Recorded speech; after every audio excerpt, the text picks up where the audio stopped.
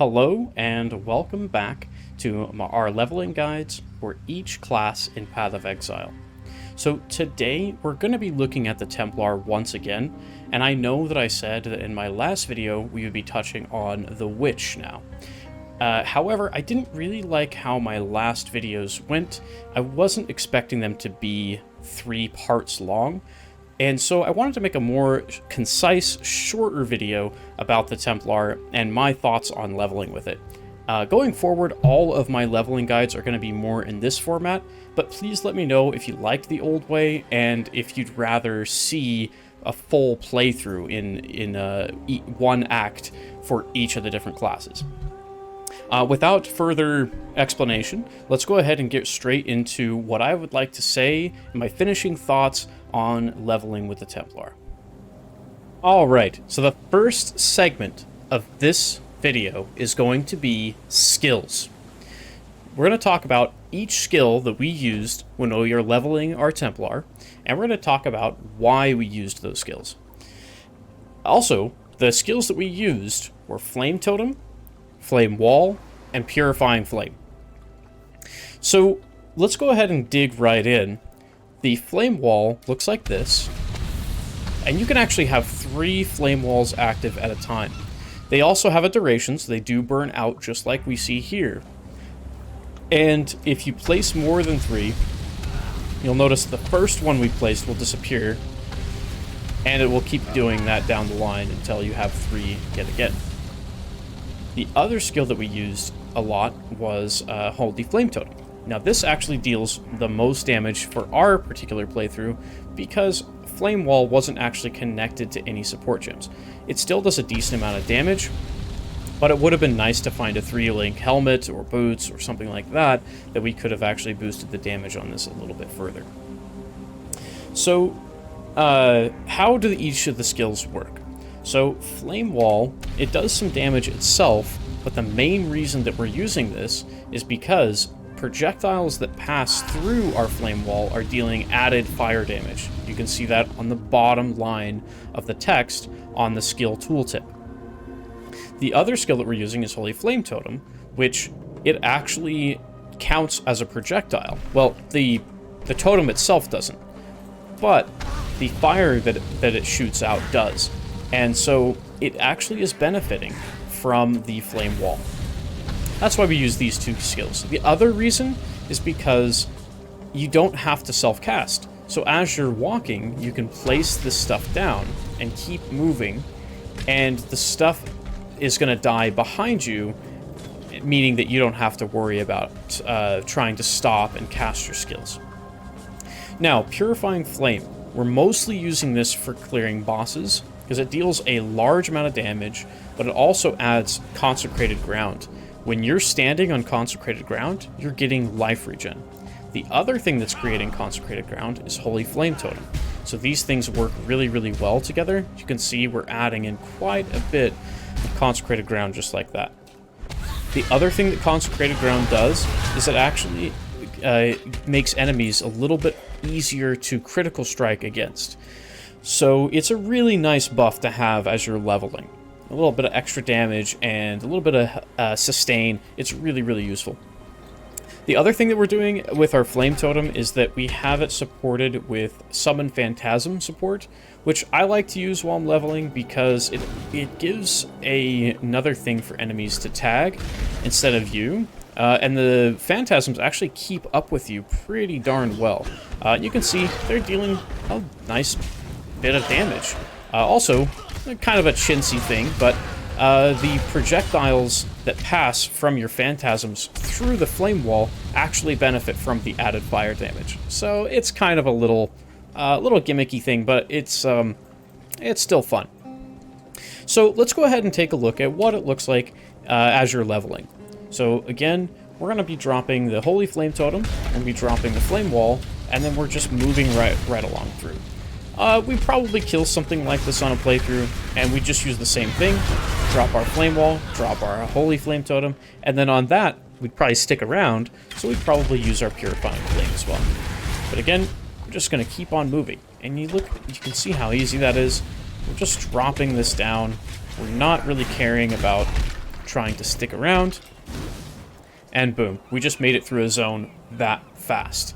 So that's why you want to keep moving, you want to keep dropping your skills and progressing through them. Alright, that's it for the skills in this guide. We're going to go ahead and take a look at the vendor recipes and a closer look at how we can increase our damage as we progress through Act 1. Okay, so we just went through Act 1, and now we're in Act 2, and we want our damage to keep going up so that we can keep leveling effectively and progressing through the various content that the game has. I'm going to go ahead and share with you how you do that. So what I would like to show is that in Act 1, we used a recipe to add a fire damage to spells onto our scepter, which is really, really important for our damage. And I'm going to show how I did that and delve into it just a little bit more, which I didn't really get an opportunity to in the first 3 videos. So how we do that is simply by putting in our weapon, a ring, and an alteration orb. Now, you'll notice that the damage roll is actually pretty small. It's because of the rarity of the ring. Now, the element matches the type of ring. So if we put a cold resistance ring, we're going to get cold damage. The alteration orb doesn't matter, and what's previously on the scepter doesn't actually matter either. So if we put in a blue rarity ring or a yellow rarity ring, you'll notice that the damage will actually go up on the scepter. So I can put in a fire ring that's blue, and we're going to go ahead and get a higher fire damage to spells on it, which is really, really nice. And if we put in a yellow ring, or I should say rare ring, then we're going to get a pretty high lightning damage to spells roll onto it. But you'll also notice that this increases the level requirement of the scepter. So you want to watch out for that and make sure, you don't do this recipe before you've also made sure that you have the level requirement down. So you'll be able to use that to your advantage going through Act 2 and Act 3 to keep progressing the damage of your weapon. You'll also notice that it doesn't matter what's previously rolled onto it, so you can just continue to keep using your same scepters. I do recommend, though, you find one with a decently high increased elemental damage implicit first before you do that. Also keep in mind, this does change the sockets potentially on your weapon. I'm going to go ahead and do this now.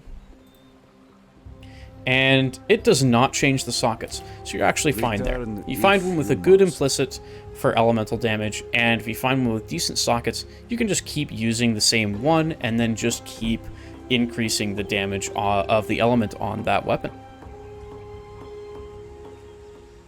Alright, so the next thing that I wanted to bring up is the passive tree. So just for the leveling portion of your playthrough, you're going to want to just increase your damage as much as possible. So if you notice here, we just went for damage all the way through. We got a little bit of life here. That's mostly so that we could get to these damage increases. And then we went life here, which is going to also just be, we're going to get to those damage increases again. So it really, really helps in Path of Exile to have a great offense. And most times, the best defense is having a great offense as well. Alright, so yeah, I did make 3 parts for the Templar and then chose to make a summary video for the Templar again. But I felt like it was very necessary for kind of closing things out. And again, my future videos are going to be more like this, where I kind of just show you some of the various things about the build and what skills you want to use, why they're important, maybe a few vendor recipes, and how to increase or sustain that damage on that build going into the various acts. But I really feel like you can use this build guide for pretty much anything that you might think of to use the Templar for. Or some kind of variation of leveling with this. So some of the great builds that you could do for this would be something like a Bladefall Blade Blast Inquisitor, which is what I'm using currently in Ultimatum League. You could also use this for a Hierophant, some kind of totem build, and really a lot of other builds out there could utilize something like this. It's a very effective, very fast way to leveling, and it feels great just getting out all of that damage, laying down that consecrated ground to keep your sustain up. So yeah, with all of that information, if it helps you in any way, please consider subscribing, and I will see everyone for our next video where we go ahead and touch on the Witch, finally.